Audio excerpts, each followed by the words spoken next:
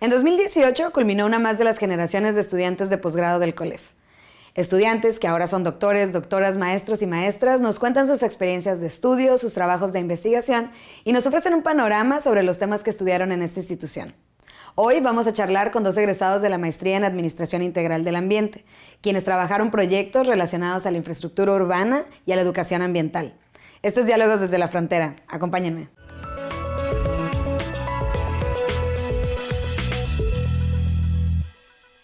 Bienvenidos a Diálogos desde la Frontera. Hoy nuevamente tenemos el gusto de tener en el estudio a dos egresados de otro de los programas de posgrados del COLEF. En esta ocasión nos acompañan Fernando Tena y Lisette Cázares. Ellos son estudiantes recién egresados de la Maestría en Administración Integral del Ambiente. Bienvenidos y pues primero que nada felicidades. Muchas gracias por estar aquí en el estudio. Gracias. Y bueno, cuéntenos un poco de la maestría, que la conocen aquí en el COLEF como la MAIA, pero es la Maestría en Administración Integral del Ambiente. Y ahí, Fer, me gustaría que me platicaras un poco. La MAIA tiene un enfoque muy particular. No solo es un programa intercentro, porque también es un programa combinado con el CICESE, otro centro de investigación en Ensenada, sino que está enfocado al medio ambiente, pero desde una perspectiva también de ciencias sociales. No sé si nos puedas poner en contexto un poco el programa. Así es un programa multidisciplinario. Creo que esa es la mayor riqueza del programa, es el perfil de los que ingresan. Hay desde abogados, ingenieros, biólogos, incluso en esta generación tuvimos una diseñadora industrial, hay sociólogos. Entonces, los debates dentro del grupo son muy interesantes porque cada quien tiene una perspectiva distinta. Por ejemplo, están los economistas también. Entonces, cada quien tiene una perspectiva distinta y podemos enriquecer las temáticas con cuestiones técnicas, con cuestiones legales, con cuestiones sociales, con cuestiones económicas y se genera un debate muy interesante acerca de toda la temática ambiental. Y nos damos cuenta, por ejemplo, mi formación es de ingeniero. Entonces yo estaba acostumbrado un poco más a ver las cuestiones técnicas como para resolver los conflictos y pues te das cuenta que muchas veces la gran parte de los problemas ambientales son problemas en realidad sociales que tienen un factor ambiental que está generando ese conflicto. Es un conflicto en el manejo de los recursos, es un conflicto en el uso del medio ambiente, de cómo hacemos uso del medio ambiente, y que para tener esta administración integral del ambiente, pues necesitamos tener como todas las perspectivas, y la perspectiva social con la perspectiva técnica enriquece bastante el programa. Ahora, si pudiéramos pintar así como un panorama general de la MAIA, de la Maestría en Administración del Ambiente, ¿cómo podríamos definirlo? ¿Qué tipo de temas tratan? ¿Qué tipo de materias llevan? ¿Cuáles son los enfoques, las líneas de investigación? Sí, pues hay tres líneas de investigación en la maestría. Una está enfocada más como a la gestión ambiental y las políticas públicas. Otra está encaminada a la economía y una a la innovación. Y pues las materias que llevamos son variadas. Como es una maestría multidisciplinaria, entonces hay pues legislación ambiental, llevamos economía ambiental, llevamos sistemas de información geográfica, estadística, ¿qué más? Ecología, llevamos ecología y tenemos también otras como más de algunas de políticas públicas ya en las líneas de especialidad. Hay algunas de políticas públicas. Y bueno, las de investigación, metodología de la investigación. Porque sigue siendo un programa de investigación, digo, a pesar de lo que mencionabas, Fer, de que es un programa pues multidisciplinario, que también son diferentes como los contextos de quienes lo estudian, pero sigue siendo un programa que está orientado a la investigación. Sí, totalmente. ¿Y cuál fue su experiencia? ¿Qué nos podrían compartir un poco sobre la experiencia que tuvieron aquí en el COLEF, en la maestría? Bueno, pues es una maestría bastante interesante, la misma dinámica de tener este enfoque multidisciplinario. Es una maestría de mucho debate, es una maestría de mucho compartir. En momentos es una maestría de mucha tensión, pero que al final suele resolverse todo de forma muy, muy, muy agradable. por lo que he escuchado, la maestría tiene la fama de siempre ser grupos muy unidos. En este caso, nuestra generación también lo fue. Una generación que estuvo siempre apoyándose, que estuvo siempre compartiendo, que los profesores nos incentivaban mucho al debate, pero también al respeto, nos incentivaban mucho pues al buen trato y al aceptar la posición de otro enfoque distinto. Pues fue pesada también, ¿no? Tuvo momentos muy pesados, tuvo momentos muy agradables también porque por la misma cuestión de la misma naturaleza de la maestría, hubo muchos viajes, hubo muchas salidas de campo a conocer desde cuestiones como instalaciones de planta de tratamiento de aguas o instalaciones el parque eólico, o pudimos también fuimos a San Antonio Necua. También esa parte, conocer las comunidades, no nada más la parte técnica, sino también la parte social, conocer las comunidades, cómo viven las comunidades, cuáles son los conflictos que tienen ellos por el uso de los recursos naturales.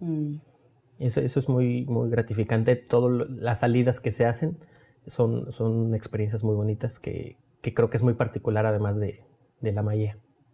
¿Y tú, Liz, cuál fue tu experiencia? ¿Qué podrías compartirnos? Pues a mí me gustó mucho y creo que esto que dice Fer de las salidas de campo fue como el empuje, ¿no? De ver como lo teórico y luego ya pasarlo a lo que está sucediendo fuera de la escuela. Creo que eso nos ayudó mucho a ver que también no toda la teoría siempre se cumple, ¿no? Y que las cuestiones son diferentes. O, pues sí, tener como una perspectiva distinta. Y bueno, a mí se me hace muy curioso que siempre nuestros compañeros decían, no, otra vez ya van a salir. Y sí, porque nosotros no nos sacan. Pero creo que fue como muy gratificante eso, ¿no? ¿Qué más? Y pues creo que la carga académica fue buena, pues conocimos un poco de todo, porque pues hablar de medio ambiente es una cuestión pues muy amplia, ¿no? Muy Exacto. compleja, entonces hay que ver un poquito de todo, cómo funciona pues el sistema ambiental y cómo funciona el sistema social. Entonces, sí. ¿Y ustedes son, de dónde son originarios? Yo soy de Morelia, Michoacán. Ahí hice mis estudios universitarios. Después estuve en la Ciudad de México trabajando un tiempo y bueno, pues ya llegué a Tijuana para la maestría. Llegaste a Tijuana a la maestría. ¿Y tú, Liz? Yo soy de Guadalajara. Soy de Guadalajara y pues es la primera vez que salgo por mucho tiempo de mi ciudad originaria. ¿Y cómo se enteraron de este programa del COLEF? Yo en lo personal por exalumnos. O sea, yo en mi trabajo en Ciudad de México conocí a varios egresados y me gustó mucho el perfil que tenían, me interesó mucho las actividades que hacían, su capacidad de análisis me pareció muy buena. Entonces fue cuando quise buscar yo un programa de maestría, pedí su opinión y me la recomendaron, además de que bueno, ya me lo habían recomendado por su simple experiencia, por su simple capacidad y ver cómo trabajaban, pero a la hora de verlo, de platicar con ellos, también me dieron muy buenos comentarios, muy buenos recuerdos que vivieron aquí. Y entonces ya investigué que estaba dentro del padrón de programas de calidad del PNPC de CONACYT. Del PNPC, y que tenía el más alto nivel de competencia internacional, entonces pues fue parte de lo que hizo decidirme.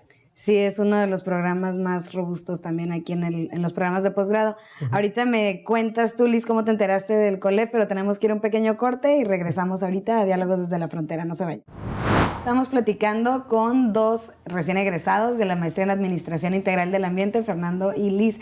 Liz, ¿tú de dónde eres y cómo llegaste al COLEF y cómo llegaste a Tijuana? Sí, yo soy de Guadalajara y estudié en la Universidad de Guadalajara. Estando ahí conocí a un profesor que me daba clases, le platiqué mi interés por estudiar una maestría y él estudió aquí, es un egresado de Desarrollo Regional y me recomendó el colegio y ya me decía que me animara a salir de la ciudad, que tenía muy buena calidad la escuela y me comentaba como todas las facilidades que nos daban, lo del camión, lo del comedor y pues ya vi la convocatoria y me inscribí y dije, pues bueno, a ver qué sucede. Y pues por suerte sí ingresé, estoy aquí, pues me ha gustado mucho.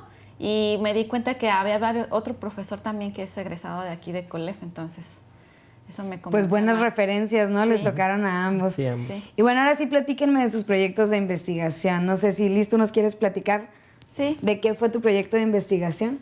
Sí, bueno, el mío fue sobre educación ambiental en escuelas primarias de Tecate. Lo que hice fue tomar dos escuelas primarias, una pública y una privada, y ver cómo se incorpora la educación ambiental en estas escuelas, sobre todo en las prácticas propias o de iniciativa propia de cada escuela. No tanto que se diera a causa de un programa estatal o federal, sino que la escuela tenía la iniciativa de hacer algo relativo a educación ambiental y entonces ya con sus propios recursos y con el conocimiento que tienen empezaron a hacer algo. A ver, pero desde Guadalajara ya sabías de Tecate o eso lo descubriste llegando acá? No, lo descubrí llegando acá. Sí, fue muy curioso en un evento que acudí en el Jardín Binacional acá en Playas de Tijuana. Ahí conocí a los directores, fundadores de una de las escuelas que tomé como estudio de caso y pues ya lo fui adecuando. Ya tenía la idea de hacer educación ambiental, pero acá fue cuando dije, lo voy a hacer de Tecate. ¿Qué entendemos por educación ambiental? Me refiero en el contexto escolar que estás comentando, o sea, ¿cómo fue? ¿Qué encontraste? ¿A quiénes entrevistaste? Bueno, no sé si hiciste entrevistas. Sí, pues, hice entrevistas y grupos de discusión y lo que quería saber es, pues, cómo se estaba ampliando la conciencia, ¿no? Y los conocimientos que se le estaban dando a los niños principalmente sobre el cuidado del medio ambiente y como la relación que tienen con la naturaleza. Entonces, pues lo que hice fue entrevistar a los papás y a los maestros para saber qué estaban haciendo en cuanto a... Ellos hacían huertos escolares y campañas de limpieza escolar. Entonces, quería saber cómo veían estas actividades, si participaban, a quién se le había ocurrido, con qué recursos. Y a los niños les pregunté sobre lo que opinaban del huerto escolar y de la limpieza y sobre todo con imágenes para que fuera más sencillo para ellos. Y ya les ponía, no sé, un niño tirando la basura, ¿no? Y ¿con cuál niño se identifican? ¿Con el que tira la basura en el piso o el que la tira en el bote de la basura? Y ellos me decían, les preguntaba por qué y era muy curioso conocer sus respuestas. ¿Y cuáles son los principales hallazgos, digo, que nos puedas compartir así en términos generales? Sí, encontré que cada escuela está como en una fase diferente de la incorporación de la educación ambiental. La escuela privada tiene más avance, tiene más años, tiene 16 años la escuela, pero tiene como unos 10 años en esto de la educación ambiental. Y la escuela pública tiene un año apenas con su huerto escolar, entonces están en una fase diferente de organización. Y bueno, sí noté que hay un cambio sobre todo de las actitudes en los niños. Ellos sí ven un poco diferente su relación con las plantas sobre todo y con los animales, procuran cuidarlas más. En su casa ya colaboran a regar las plantas o ay, que tiene una plaga y entonces ya van y se la quitan. Y también como un acercamiento más a comer como verduras y sienten que sabe diferente, ¿no? Lo que sacan del huerto de su escuela. Y estos son los niños, los niños y niñas que entrevistaste o que pudiste ver en las escuelas particulares. Ajá, en la particular y en la pública. Sí, no, ahí todo un tema, digo, no sé si lo abordaron, pero como de esta parte del acceso también a la educación ambiental y la economía, un poco lo que hablabas, ¿no? De los factores económicos y demás que a lo mejor tienen más acceso a información y a estos espacios. Sí, sobre todo en la privada se nota que hay como más infraestructura y tienen mucho espacio. En cambio, en la pública, pues es un pedacito donde hacen el huerto escolar y pues lo que hacen es que cada maestro con lo que puede aportar. Pero de cualquier manera, pues son dos casos muy interesantes. Son muy interesantes porque pues han dicho, pues lo queremos hacer y sale de su bolsa, ¿no? Los recursos y con lo que pueden. O sea, sí existe una voluntad, ¿no? Sí, sí. Muy bien. ¿Y tú, Fer? Bueno, mi tema tiene que ver con se llama, el término es caminabilidad, que es qué tanto invita el espacio de una ciudad a la gente a caminar en su ciudad. Esto está insertado un poquito en la temática de la movilidad sustentable, que es lo que tiene, la conexión que tiene con la maestría en la movilidad sustentable, en los métodos de movilidad que son más amigables con el medio ambiente y cómo la ciudad se vuelve más incluyente, que es la parte social también, o sea, cómo se vuelve más incluyente los peatones. Todos somos peatones en alguna parte del día, incluso los automovilistas hacen trayectos peatonales, entonces todos somos peatones en alguna parte de nuestros días. Todos los viajes inician y terminan caminando. Entonces, pues habría que ver qué oportunidades ofrece una ciudad para realizar estos viajes, y yo lo realicé aquí en la ciudad de Tijuana.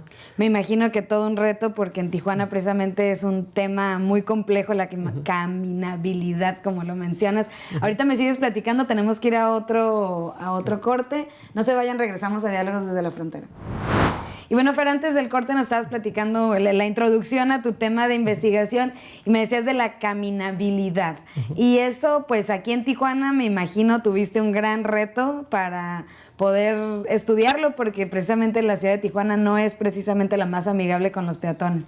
Sí, bueno, la investigación se dividió en dos partes. La primera era como hacer una descripción física de qué elementos tenía la ciudad. Por la forma en la que se fue desarrollando, pues es una ciudad relativamente nueva, o sea, no tiene muchos años, y que además se fue generando y fue creciendo mucho ya o sea, se fundó ya prácticamente cuando ya existían los autos. Entonces sí, a diferencia de ciudades coloniales del resto del país que son pensadas para las personas, al menos los centros históricos, la ciudad de Tijuana pues siempre nació pensada para los vehículos. Entonces toda su infraestructura está pensada más para el automóvil. Entonces evalué varias cosas, tomé 3 elementos de la caminabilidad, de las partes físicas de la caminabilidad, que era la infraestructura como banquetas, iluminación, rampas para sillas de ruedas, el arbolado urbano y otros elementos, como para ver si existía la infraestructura física. También evalué un poquito la complejidad urbana, qué tantos servicios, negocios y demás hay a nivel barrial, en la que la gente pueda salir de su casa y tenga acceso a un restaurante, a una barbería, a un salón de belleza, a una tienda de abarrotes, tortillería, algunos de los servicios básicos, bancos o cosas así, que puedan hacer, que les permita a las personas realizar sus viajes a una corta distancia, que puedan hacerlos caminando y no necesariamente trasladarse en auto. Y por lo mismo también la zona geográfica donde está Tijuana es de una topografía muy accidentada, entonces decidí también meter ese elemento de la topografía para ver cómo se comportaba. Entonces sí es muy notorio que tanto la infraestructura como los servicios siguen de cierta manera el patrón de la topografía. O sea, solamente en los lugares planos es donde hay más infraestructura hay, y en muchas de las pendientes pues casi no hay banquetas, o casi no hay iluminación, casi no hay arbolado. No hay tantos negocios como en las zonas planas que prevalecen, por ejemplo, en la zona de playas, la zona del río, el centro y algunas partes de Otay, que es como donde más sobresale. Y después, después de hacer esta descripción de toda la ciudad, este proyecto se insertó en una investigación de la doctora Yetza Bojorquez y Lourdes Romo, en la cual me incorporaron. Entonces, dentro de ese proyecto que están haciendo sobre actividad física y espacio público, se hicieron unas encuestas que yo aproveché también para toda esa información que salió de ese proyecto, para ver cuál es la percepción de la gente, no nada más lo físico, sino la gente cómo percibe, si hay cercanía a estos servicios, si sienten que están cerca o no, si sienten que la infraestructura con la que cuentan en sus barrios es cómoda y agradable para realizar viajes caminando, y alguna otra información como qué tan seguros se sienten. ¿Y qué encontraste en todo este análisis? Digo, queda claro la parte de la infraestructura, pero la percepción. Ahí encontramos como que hay muchas diferencias. O sea, hay lugares que son muy ricos en negocios, en comercios, en servicios. y la gente no necesariamente lo percibe así. Y un poquito tiene que ver con el grado de marginación urbana. Es lo que comentamos, es que parece ser que hay una cuestión de expectativa. Hay gente de clase de clase más alta que tiene expectativas muy altas y que suele ver un poco negativas las cosas, y gente de clase con marginación más alta como que se adecua más fácil a las cosas y como que contempla y conoce más su barrio, como que camina más, y entonces en verdad conoce las cosas que hay, sabe que sí hay muchas cosas cerca. En cuanto a infraestructura, pues también hay algunas diferencias, pero como que sí hay un poquito más de correlación. Y me di cuenta que tiene mucho que ver la seguridad, que el factor seguridad, tanto a tránsito, o sea, a problemas viales, a accidentes viales, como a delitos. Es un factor que sí está inhibiendo a la población. Sí, que va en detrimento de qué tanto camines, ¿no? La ciudad. Sí, la gente no se siente segura a los servicios para caminar. Pues muy interesantes ambos temas. Creo que, pues, ¿cuáles serían para ustedes los retos, no? Por ejemplo, en el tema de la educación ambiental, ¿cuáles serían los retos pues, para pensar y dejar ahí en el imaginario? Pues principalmente, yo diría que los recursos. Sí, el recurso, el espacio, el recurso económico y motivar a los maestros, y que aparte se les capacite, ¿no?, en estos temas, porque muchos no lo ven como algo relevante, pero no es porque no quieran, sino es porque no se le da el conocimiento. O, por ejemplo, están los huertos escolares, pero no lo ven como una herramienta de aprendizaje, sino como, ay, bueno, pues sí vamos de vez en cuando, pero pues no lo he tratado de conectar con el plan de estudios. Entonces sí, como que sí existe la voluntad, pero sigue considerándose algo que no es tan prioritario. Ajá. A diferencia de las otras materias o de una educación, y sin embargo uno pensaría que pues es parte integral de una formación, sí, ¿no? Claro, desde pequeños entender esas cosas. Y en el tema de tu proyecto, pues para dar un panorama de cómo es, o sea, en una ciudad como Tijuana, pues cuáles deberían de ser las políticas enfocadas a resolver problemas de movilidad, resolver problemas de contaminación por transporte, resolver problemas de accidentes de tráfico, de atropellamientos. Tijuana tiene una tasa de atropellamientos bastante alta. Y entonces, pues hacer políticas públicas para resolver eso, ¿no? O sea, dar un panorama que pueda ayudar a la resolución, a la generación de políticas públicas que resuelvan ese tipo de problemáticas. Pues muchos retos todavía en estos temas, en ambos temas. Y bueno, si tuvieran que darles algún consejo o si pudieran darles alguna información a las personas que estén interesadas en estudiar un programa como este, ¿qué les podrían sugerir? Yo les recomendaría que aprovechen todo lo que les da el colegio, y que si tienen la oportunidad de irse de movilidad, lo hagan, que planeen bien sus tiempos, sobre todo. Planear bien sus tiempos para que alcancen a hacer varias cosas, porque el tiempo se va volando. Sí, pues que aprovechen mucho a los investigadores. Hay investigadores de muy buen nivel aquí. Hay gente que está metida en los mejores ámbitos internacionales de la investigación en temas ambientales, y que sabe mucho y que está dispuesta a compartir. Hay que aprovechar mucho a esos investigadores, ser muy proactivo en la maestría, como dice Liz, organizarse bien y aprovechar los beneficios, que son muchos, que brinda el colegio. Pues muchísimas gracias por haber estado aquí en el programa, muchas felicidades. Gracias. Y bueno, esperemos que después los podamos ver en otros proyectos también. Muchas gracias. Sí, muchas gracias. Y a ustedes, muchas gracias por sintonizarnos. No olviden ingresar a nuestro sitio web, seguirnos en redes sociales, y si desean conocer la oferta académica del Colegio de la Frontera Norte, ingresen a www.colef.mx/posgrado. Nos vemos en la próxima edición de Diálogos desde la Frontera. Hasta luego.